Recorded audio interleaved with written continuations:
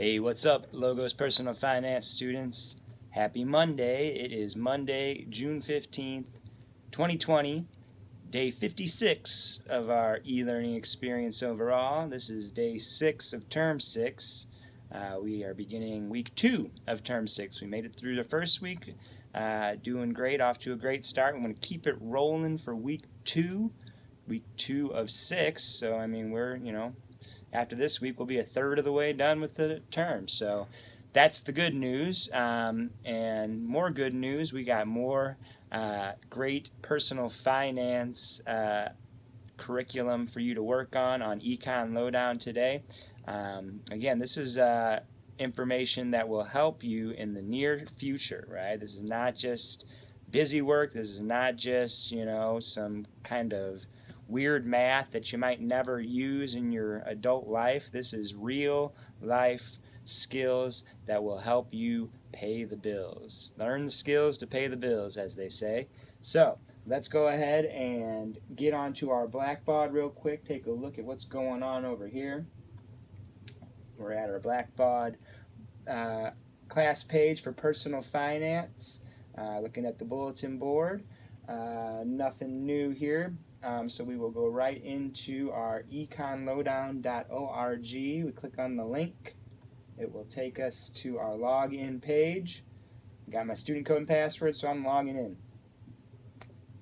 And we are in Personal Finance Term 6. As I said, this is all about learning the skills to pay the bills. Well, where do we learn those skills? Well, last week we started talking about post-secondary education. Post-secondary education. Not just college, right? College is post-secondary education, but college isn't for everybody. And I got in trouble for that one time, telling people that, right? Oh, you're telling kids not to go to college. Well, I mean, no. Don't waste time and money. If college is not for you, know who you are, know yourself, and why would you waste all that time and money when you could be out there making money, right? Now, do I think college is a good choice for a lot of people? Yes. It's a good choice for me.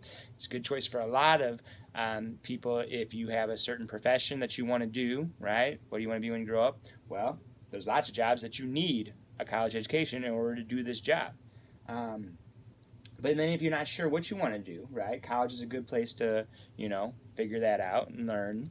But it also helps with future income, right? That's just a fact, right? And we learned that from the last assignment last week, which was continuing education, saving for college, right?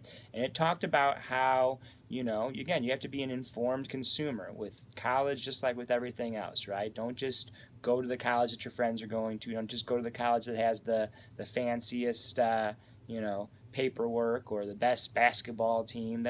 Those should not be the criteria that you're using to pick a college, right?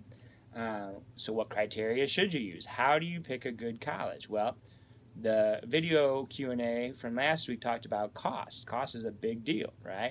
And cost is not just tuition, right? Cost is books and fees and, housing if you're going to live on campus. And all that goes into the cost. And the cost of college varies widely, right? From community college, which is pretty damn affordable, to a private university like St. Louis University or Washington U, which is just exorbitant how costly it is.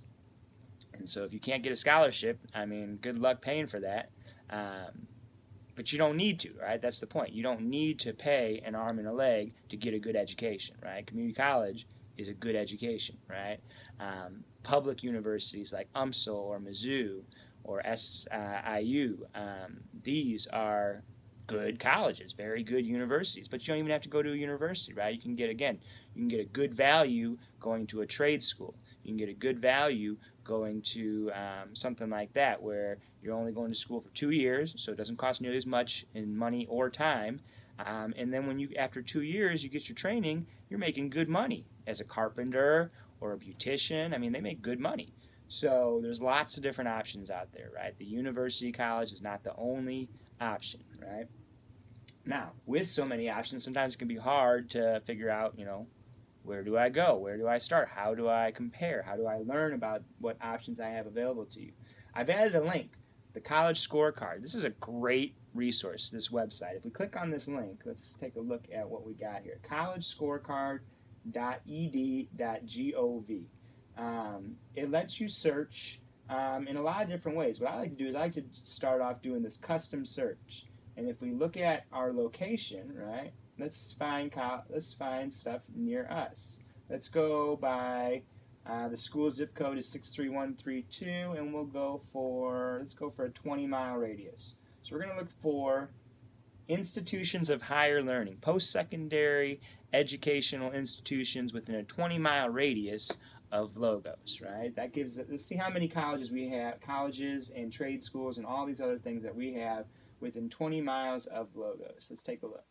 So we find schools. You can see there's lots of different search criteria. We're just going by distance, but if you know what you're looking for, you can change the criteria. But just going by distance, just looking at a 20-mile radius around Logos, look how many results we got. 33 results. Did you know there's 33 post-secondary educational institutions around Logos? Well, there are, right? Everything from, like I said, Washington University, which costs $27,000 a year. That's just tuition, right? To, something like, let's see, American Trade School, which is $14,000 a year. And look at the salaries, They give you a lot of good information just from this overview, so you can compare colleges at a quick glance. But then also, if you want to learn more about a college, say, St. Louis College of Health Careers. That sounds good. Let's click on that. Take a look at that. And they give us a lot of information. They tell us how many students go there, how big a school it is, the graduation rate, right? The cost, right? Let's expand on. There's a lot of information, right? They break down the cost by income, because one thing to remember is, as far as student aid and loans and things like that go, the less money your family makes, the less you pay for college, right? They got, what did I want to see? The typical amount of student loan debt that people have after they finish at this school. I want to see how much people make, right? Yeah, salary after completion, between $19,900 and $35,600. That's pretty good for starting out, right? And then they show you all the different programs that they have available for you, right? Nursing, allied health and medical assisting services, lots of different things. If you want to learn about the breakdown demographically, socioeconomic diversity, right? This is a pretty diverse school, right? 47% white, 47% black, 2% Hispanic, 2% unknown, 1% 2 or more, 1% Asian. So that's a good mix, right? If that's what you're looking for. So you can find out a lot of information about any of the schools in America, right? So that's a great website. And another good piece of research to do is today's assignment, which is an article. This is a new type of assignment. Last week, Friday, we did a video Q&A. This is a reading Q&A, right? And these take a little longer because you gotta do some reading, right? It's an article, but if we click on launch, we'll see the article right there, right? Always starts with a quote.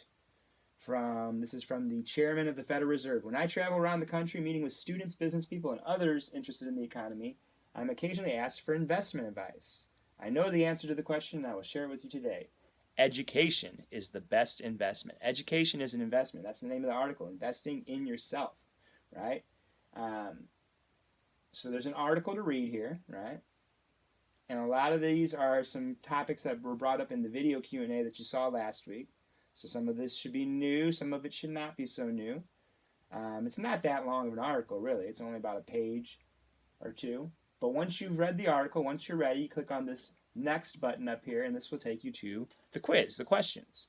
And let's see, 1, 2, 3, 4, 5 questions. 6 questions. They're short answer questions. No multiple choice this time. This is one of the few assignments that you have to actually write out the answers, but just do the best you can.